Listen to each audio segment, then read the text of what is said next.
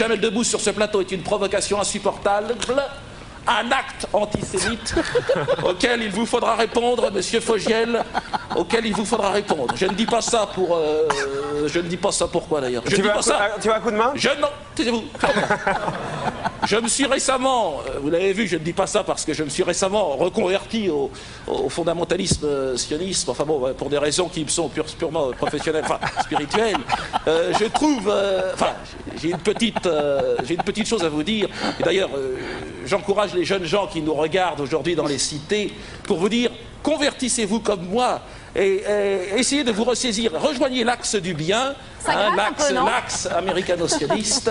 Ça me paraît important, hein, qui vous offrira beaucoup de débouchés, beaucoup de bonheur et surtout le seul axe qui vous offrira la possibilité de vivre encore un peu. Hein.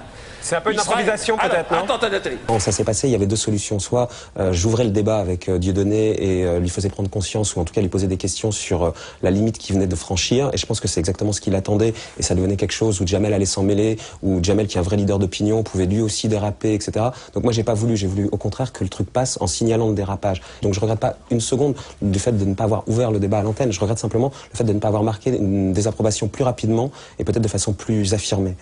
Dieudonné, lui, refuse de parler de dérapage. Son intervention en direct, il l'assume entièrement.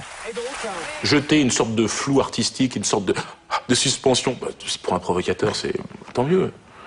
Oui, je remarque qu'il y a une sensibilité quand même particulière quand on aborde évidemment le problème du sionisme en ce moment. Ils sont terribles, quoi. Il y a plein de gens qui en ont marre d'être montrés du doigt comme étant antisémites. Dieudonné persiste et signe dans un contexte sensible. Beaucoup de réactions cette semaine. Le CRIF, la LICRA et le MRAP ont condamné tour à tour les propos de l'humoriste. De peur d'avoir été mal compris sur France 3, mercredi, soit 2 jours après le direct, conférence de presse dans le théâtre de Dieudonné. J'aime bien aller taquiner la sensibilité communautariste chez les intégristes.